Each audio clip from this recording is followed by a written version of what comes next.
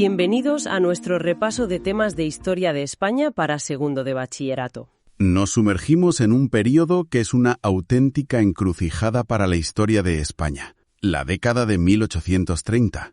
Todo arranca en 1833, con la muerte de Fernando VII, el último monarca absoluto. Se abre un vacío de poder y, con él, pues, una caja de Pandora.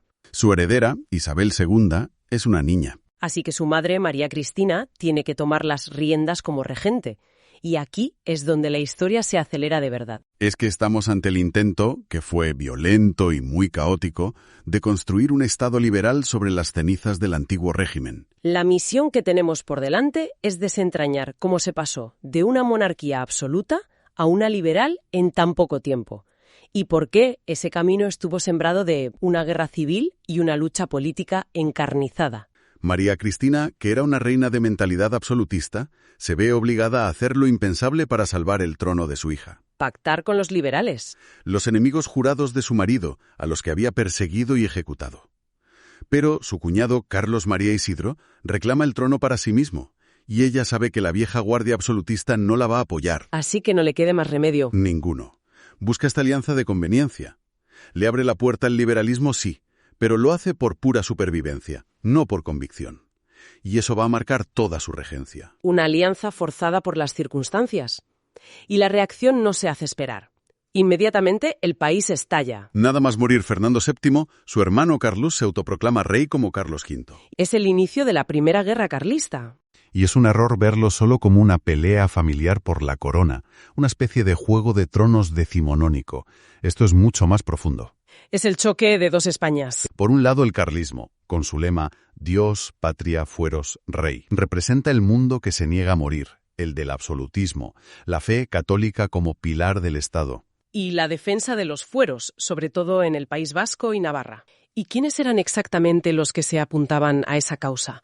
Pues sus bases sociales son muy heterogéneas, pero tienen un miedo en común, el cambio liberal. Tienes a la nobleza rural, que ve amenazados sus privilegios, y no quiere oír hablar de nuevos impuestos. Tienes a una gran parte del clero más bajo, que ve en el liberalismo la encarnación del anticlericalismo. Y el campesinado, que temían que su mundo se viniera abajo. Temían que el nuevo sistema capitalista que traían los liberales significara impuestos más altos, la pérdida de las tierras comunales, en fin, que su vida empeorara. Es más un movimiento de resistencia al cambio que una simple defensa de un rey.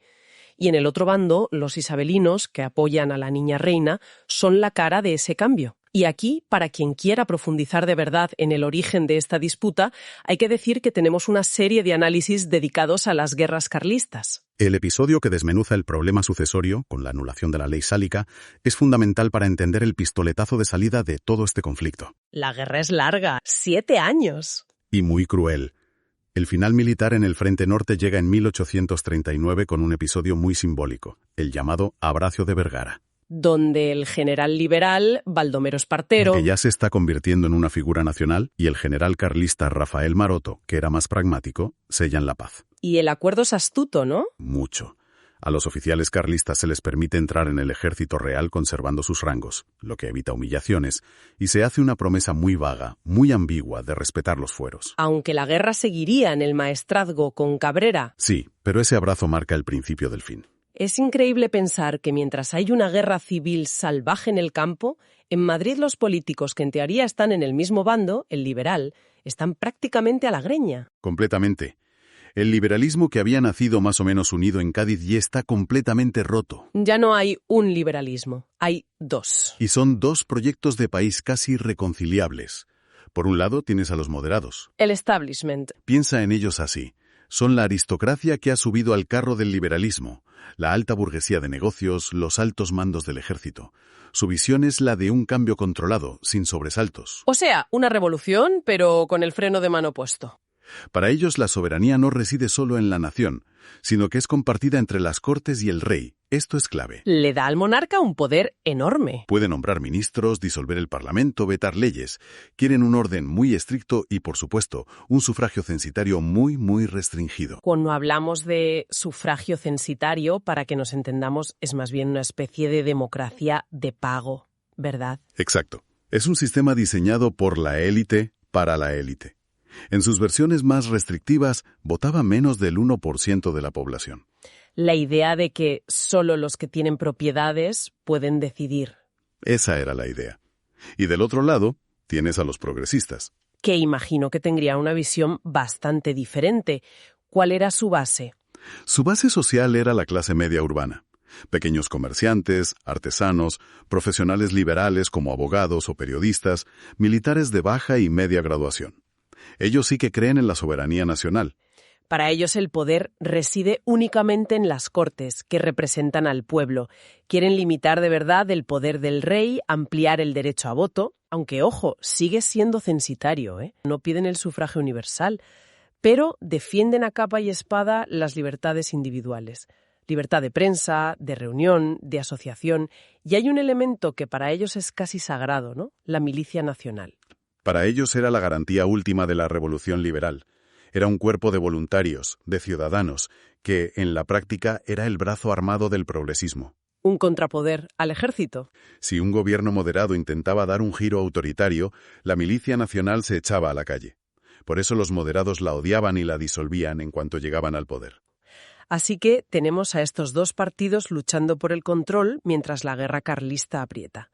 Y la presión de la guerra es tan fuerte que la regente, que simpatizaba con los moderados, se ve forzada a llamar a los progresistas al gobierno en 1835. Y ahí entra en escena Juan Álvarez Mendizábal. Mendizábal es un político y financiero con una energía arrolladora, y llega al poder con un plan muy claro para cambiar las estructuras del país de raíz. Y su medida más conocida, y la más trascendental, es la desamortización eclesiástica de 1837. Vale, detengámonos aquí porque esto es fundamental. Desamortización es una de estas palabras que suenan a libro de texto. ¿Qué significaba en la práctica? Pues el proceso era bastante directo. Primero, el Estado disolvía las órdenes religiosas del clero regular, frailes y monjes. Excepto algunas, las que se dedicaban a la enseñanza o al cuidado de enfermos. Segundo, todos sus bienes, tierras, monasterios, edificios, eran expropiados. Y tercero, el Estado los sacaba a subasta pública. Básicamente, una expropiación masiva de los bienes de la Iglesia. Una operación de una escala gigantesca. ¿Era simplemente para conseguir dinero para ganar la guerra o había un plan más profundo? Había un plan muy ambicioso con 3 objetivos simultáneos. El primero, el más urgente, era ese: conseguir dinero para financiar el ejército liberal. El Estado estaba en bancarrota. El segundo, sanear la deuda pública. Pero el tercero es el más interesante. Lo que Mendizábal quería era crear una nueva clase de propietarios, de burgueses y terratenientes, que le debieran su nueva riqueza al Estado liberal. La lógica era, si has comprado tierras que antes eran de la Iglesia, te conviertes en un defensor a ultranza del nuevo sistema, porque si volvieran los absolutistas, te las quitarían. Era una forma de comprar lealtades y ampliar la base social del liberalismo. Una especie de ingeniería social disfrazada de medida económica. Suena astuto, pero ¿funcionó? Aquí es donde vemos la cara y la cruz de la reforma. Políticamente, a corto plazo funcionó. Se creó esa clase de nuevos propietarios que se convirtieron en el pilar del régimen de Isabel II. Pero socialmente... Socialmente fue en muchos aspectos un desastre. La estructura de la propiedad de la tierra no se democratizó en absoluto. Al contrario, se concentró aún más. Los grandes beneficiados fueron la nobleza, que ya era rica, y sobre todo la burguesía adinerada de las ciudades. Compraron lotes enormes a precios bajos. Así que no fue una reforma agraria. Para nada. Fue un simple traspaso de la propiedad de la tierra de la Iglesia a manos de una nueva oligarquía. Para muchos campesinos, la situación incluso empeoró. Una medida liberal que acaba creando más desigualdad en el campo. Y además de esto, los progresistas impulsaron más cambios, ¿no? Sí, fue un auténtico torrente reformista. Abolieron de forma definitiva los señoríos, suprimieron los mayorazgos para que la tierra pudiera circular en el mercado y eliminaron el diezmo y los privilegios de los gremios. Querían crear una economía capitalista moderna. Y un mercado nacional. Toda esta actividad frenética tenía que plasmarse en un nuevo marco legal, en una nueva constitución. El fantasma de la de Cádiz de 1812 seguía ahí. En 1836, un levantamiento militar, el motín de los sargentos de la granja, obliga a la regente a restablecer la Constitución de 1812. Pero los propios progresistas se dan cuenta de que era demasiado radical para ese momento, ¿no? Son conscientes de que era un símbolo, pero inaceptable para los moderados. No querían gobernar con una constitución que la mitad del bando liberal no aceptaba. Así que se encontraron en una especie de encrucijada. Necesitaban un nuevo libro de reglas, algo con lo que todos pudieran vivir o al menos tolerar. El resultado es la Constitución de 1837, y es el perfecto ejemplo de una constitución transaccional, de consenso. No es ni la de Cádiz ni un estatuto absolutista. Intenta coger lo esencial del progresismo y combinarlo con garantías para los moderados. Veamos ese ejercicio de malabarismo.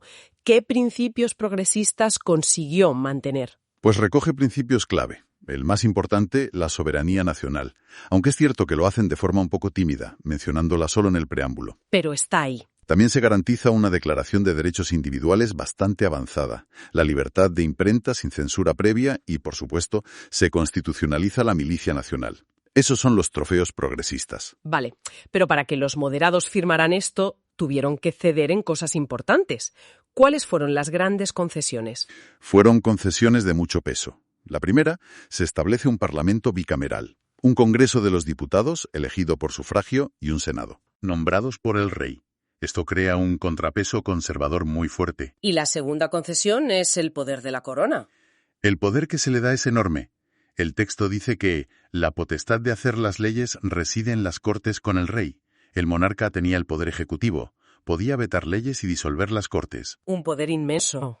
Y además, un guiño a la Iglesia. Sí, para calmar las aguas tras la desamortización, el Estado se comprometía a mantener económicamente el culto y el clero católico. O sea que al final crean un sistema que parece un híbrido inestable. Un motor progresista con un freno moderado muy potente. Era una paz muy frágil. De hecho, tras aprobar la Constitución, las siguientes elecciones las ganan los moderados, que gobiernan de 1837 a 1840. El trienio moderado. Pero la tensión sigue ahí, latente, hasta que estalla por un tema aparentemente menor, pero que en realidad es fundamental: el control de los ayuntamientos. Parece que ahí es donde se libraban las batallas de fondo. ¿Qué pasó con los ayuntamientos? En 1840, el gobierno moderado impulsa una ley de ayuntamientos que pretendía acabar con la autonomía municipal. La ley proponía que los alcaldes de las capitales de provincia y de las ciudades importantes no fueran elegidos por los vecinos, sino nombrados directamente por el gobierno central. Eso es un ataque directo a la línea de flotación del poder progresista. Sus feudos eran precisamente los ayuntamientos de las ciudades. De donde salía además el control de la milicia nacional. Para ellos, esto tuvo que ser una auténtica declaración de guerra. Lo fue. Lo vieron como un intento de desmantelar su base de poder y de dar un giro autoritario al Estado. La reacción es inmediata y contundente. Estalla por todo el país una ola de protestas, la llamada Revolución de 1840, con juntas revolucionarias en las principales ciudades. Y la regente, María Cristina, busca un árbitro. Y recurre al hombre más popular y poderoso del país en ese momento, el general Espartero, el héroe de la guerra carlista, el pacificador de España. Llama al gran general para que ponga orden y la respalde, pero el plan le sale completamente al revés. Completamente, porque Espartero, que tenía sus propias ambiciones políticas y se inclinaba hacia el progresismo, en lugar de apoyar a la regente, se pone de parte de los sublevados. Así que la regente llama al bombero y el bombero se une al incendio. Renuncia a la regencia y se marcha al exilio a Francia. Y se abre una nueva etapa, la de la regencia del propio general Espartero. Espartero llega en 1841 con un prestigio inmenso. El problema es que su mentalidad es la de un militar, no la de un político. Hay una frase que se le atribuye en una carta a su esposa que lo resume todo. Con la Constitución se manda como con la ordenanza. Para él, gobernar era como dirigir un cuartel, y eso, en política, pues no suele funcionar. Un militar al mando. ¿Quiénes fueron sus principales opositores? Tuvo oposición por todas partes, y eso es lo que define su regencia. Por un lado, los rivales lógicos, el Partido Moderado, con figuras como Narváez y O'Donnell conspirando desde el exilio, apoyados por la antigua regente, claro. Exacto, por María Cristina. Por otro, los sectores más a la izquierda, republicanos y demócratas, que organizaban revueltas. Pero lo más interesante y lo que realmente le hundió fue la oposición dentro de su propio partido, El progresista. sus propios aliados. Porque veían en él a un caudillo, temían que su personalismo acabara en una dictadura militar. A ver, desde el principio hubo un debate durísimo sobre si la regencia debía ser única, en sus manos. O compartida por 3 personas para limitar su poder. Ganó él, fue regente único, pero esa desconfianza, nunca desapareció. Y esa tensión no tardó en explotar, ¿verdad? Porque hubo un intento de secuestro de la reina Isabel, que por entonces era solo una niña. Exacto, en octubre de 1841. Un plan rocambolesco de los moderados para raptar a la reina. Fracasa, pero la reacción de Espartero es durísima. Ordena el fusilamiento de varios generales implicados, entre ellos Diego de León, que era una figura muy popular y muy querida. Fue un error de cálculo tremendo. Fusilar a un general popular suena a algo que te puede costar muy caro políticamente. Dañó mucho su imagen, sin duda, pero el golpe de gracia fue otro.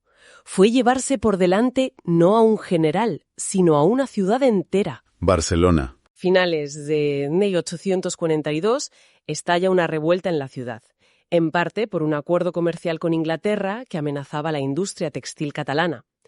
La respuesta de Espartero fue: ordenar el bombardeo indiscriminado de Barcelona desde Montjuïc. bombardear tu propia ciudad más industrial. Eso tuvo que ser catastrófico para su popularidad. Se ganó el odio de muchísima gente, incluyendo a figuras clave como el general Prim, que hasta entonces le había apoyado. A partir de ahí, todos sus enemigos, moderados y progresistas descontentos, se unieron. En 1843, un nuevo pronunciamiento militar, esta vez liderado por Narváez y Serrano, le obliga a exiliarse. En Londres.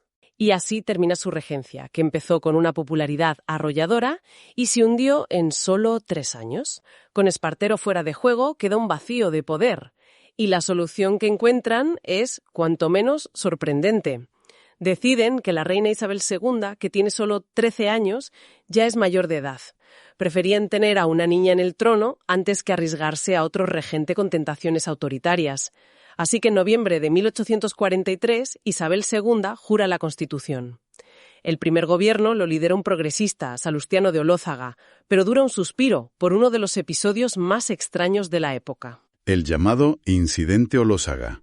La acusación es que obligó físicamente a la reina de 13 años a firmar un decreto para disolver las Cortes. Es una de esas polémicas que marcan una época. Olózaga siempre defendió que era una calumnia de los moderados para quitárselo de en medio, pero la acusación de haber forzado la mano de la reina niña es tan grave que tiene que dimitir, y con él cae el último gobierno progresista en mucho tiempo. El escándalo es la excusa perfecta para que sus rivales tomen el control. Exacto. Y no la desaprovecharon. Quien recoge el poder es Luis González Bravo, un civil, pero que gobierna con una mano de hierro increíble. Su primera gran medida es simbólica y muy importante. Disuelve la Milicia Nacional, muy ligado a los progresistas y a las ideas liberales más avanzadas. Y en su lugar crea un cuerpo que nos suena mucho más, la Guardia Civil, en 1844. El cambio es fundamental. La Guardia Civil nace como un cuerpo de naturaleza militar, profesionalizado, cuya misión es garantizar el orden público, especialmente en el campo. Depende directamente del gobierno central. Ahí está la clave. Es una herramienta perfecta para el Estado centralizado y conservador, que los moderados querían construir. González Bravo prepara el terreno, y entonces llega el hombre fuerte del momento, el general Narváez. Y con Narváez empieza la famosa década moderada. 10 años en los que un solo partido controla todo. Su visión era clara. Construir un Estado liberal, sí, pero conservador, centralizado, ordenado y sobre todo controlado por una élite muy reducida. Querían orden a toda costa. Querían acabar con la inestabilidad y las revueltas, y para ello necesitaban un sistema hecho a su medida. La gran herramienta para conseguirlo fue una nueva constitución, la de 1845. Que rompe totalmente con la anterior, la progresista de 1837. ¿Qué es lo más importante que cambia? Cambia la base del poder. Se establece la soberanía compartida entre la corona y las Cortes. Esto, en la práctica, le da un poder inmenso a la reina y, por tanto, al gobierno que ella apoya. Y el Senado también cambia. Sí, el Senado deja de ser electivo y pasa a ser de nombramiento real y vitalicio, una cámara para las élites. Pero el cambio más drástico está en el derecho al voto. Con la nueva ley electoral de 1846, ¿qué porcentaje de la población podía votar? Apenas el 0,8%. Y ese dato, el 0,8%, es la clave de todo el periodo. No estamos hablando de un sistema democrático, ni siquiera de uno liberal para la burguesía. Es un Estado diseñado por y para una élite minúscula de terratenientes, grandes fortunas y altos funcionarios. Todo lo que pasa después, la inestabilidad, los pronunciamientos, tiene su origen aquí. En un sistema político que dejaba fuera al 99% del país. Además de esta constitución tan restrictiva, también centralizan toda la administración, ¿no? Sí, es la otra gran pata de su proyecto. Crean la figura del gobernador civil en cada provincia, un representante directo del gobierno. Se hace una reforma fiscal muy importante para modernizar la hacienda. ¿La de Moni Santillán? Esa es.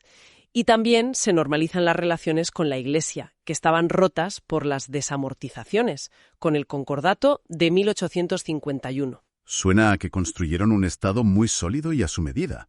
Pero, ¿consiguieron la estabilidad que buscaban? Para nada. Es la gran ironía. La década moderada fue de todo menos estable. El partido estaba muy dividido, los gobiernos duraban meses. Y luego estaba la vida personal de la reina. Su polémico matrimonio con su primo Francisco de Asís en el 46 era una fuente constante de inestabilidad y de escándalos palaciegos que debilitaban a la monarquía. Entonces, 10 años de este gobierno de élites, corrupción e inestabilidad. ¿Cómo termina todo? Pues como casi todo en esta época, con otro pronunciamiento militar. En 1854, un general moderado pero descontento, Leopoldo O'Donnell, se levanta en armas. Es lo que se conoce como la Vica Alvarada. Exacto. Y volvemos a los pronunciamientos. Para quien no esté familiarizado, esto no es exactamente un golpe de Estado clásico. Es más bien una forma de presión militar muy del siglo XIX español. Un general se pronuncia, lee un manifiesto, saca a las tropas a la calle y espera a que otras guarniciones se le unan para forzar un cambio de gobierno. Casi una herramienta política más. Una forma de romper un bloqueo cuando el sistema electoral era, una farsa. Y este pronunciamiento de O'Donnell, la Vica Alvarada, tiene éxito. Al principio no está nada claro. Pero todo cambia cuando se le suman los progresistas.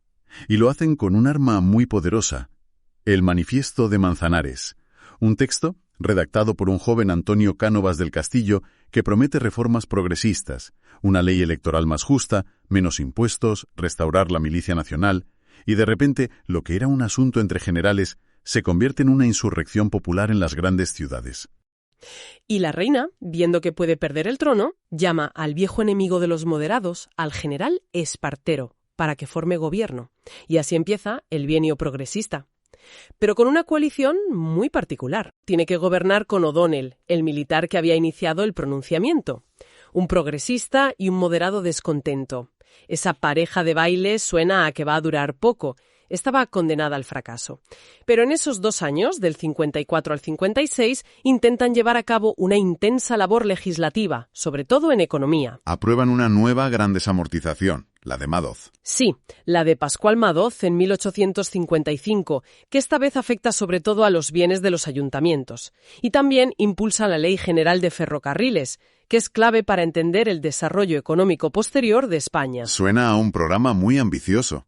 ¿Por qué fracasa tan rápido? Porque la situación social es explosiva. Hay una crisis económica muy fuerte que provoca huelgas, motines, un malestar obrero enorme. El gobierno es incapaz de controlar el orden. Y la convivencia entre Espartero y O'Donnell se hace imposible. O'Donnell, que es mucho más conservador, aprovecha la crisis. Mientras es ministro, crea su propio partido, la Unión Liberal, una especie de centro político, y en julio de 1856 da un golpe de fuerza. La reina le encarga formar gobierno a él, desplazando a Espartero, que esta vez sí se retira de la política para siempre. Así que O'Donnell, que empezó todo esto, se queda finalmente con el poder. ¿Qué es esta nueva etapa? Con su partido, la Unión Liberal, consigue por fin esa ansiada estabilidad. Pues durante unos años sí. El periodo que va de 1856 a 1863 es probablemente el más estable de todo el reinado de Isabel II. O'Donnell intenta una vía intermedia. Restaura la Constitución conservadora del 45, pero le añade un acta adicional que reconoce más derechos y libertades para intentar atraerse a los progresistas más moderados. Y económicamente, ¿cómo va el país? Es una época de crecimiento. El boom de la construcción del ferrocarril inyecta mucho dinero en la economía y se invierte en obras públicas. Hay una sensación de optimismo. Pero O'Donnell sabe que su gobierno es frágil y recurre a una estrategia clásica: buscar un enemigo exterior para unir a la gente en casa. Exacto, la llamada política exterior de prestigio. Para desviar la atención y agitar la bandera del patriotismo, se embarca en una serie de aventuras militares por todo el mundo, a cuál más exótica. ¿Cómo cuáles? Pues envían una expedición a Cochinchina, en el actual Vietnam, hacen una campaña militar en Marruecos que da mucha fama al general Prim e incluso intervienen en México. Una forma de mantener a los militares ocupados y al pueblo entretenido con glorias imperiales, aunque fueran de cartón piedra. ¿Funciona? Durante un tiempo sí, pero a partir de 1861 el gobierno empieza a desgastarse. ¿Adivina por qué? Corrupción y divisiones internas. Bingo, la historia de siempre. La Unión Liberal se rompe, figuras importantes como Cánovas o Prim abandonan el partido y en 1863 O'Donnell, sin apoyos, dimite. Y aquí entramos en la recta final del reinado, los últimos 5 años. Por lo que hemos visto, si la etapa más estable se ha desmoronado, me imagino que lo que viene ahora es el caos total. De 1863 a 1868 se suceden gobiernos muy débiles y cada vez más autoritarios, casi siempre en manos del viejo general Narváez. Y a la crisis política se le suma una crisis económica brutal. A partir de 1866, sí. Es una crisis triple. Primero, financiera. La burbuja del ferrocarril estalla, las líneas no son rentables y quiebran bancos y empresas. Segundo. Una crisis agraria. Malas cosechas, escasez de alimentos, subida de precios y hambre. Y tercero, una crisis industrial. Sobre todo en Cataluña, la guerra de secesión en Estados Unidos dispara el precio del algodón y la industria textil se hunde. Crisis política, crisis financiera, la gente pasando hambre, las fábricas cerrando. Esto es la tormenta perfecta para una revolución. Lo era. Y la oposición, por primera vez, se da cuenta de que el problema no es cambiar un gobierno, sino que el problema es la propia reina y el sistema que la sostiene.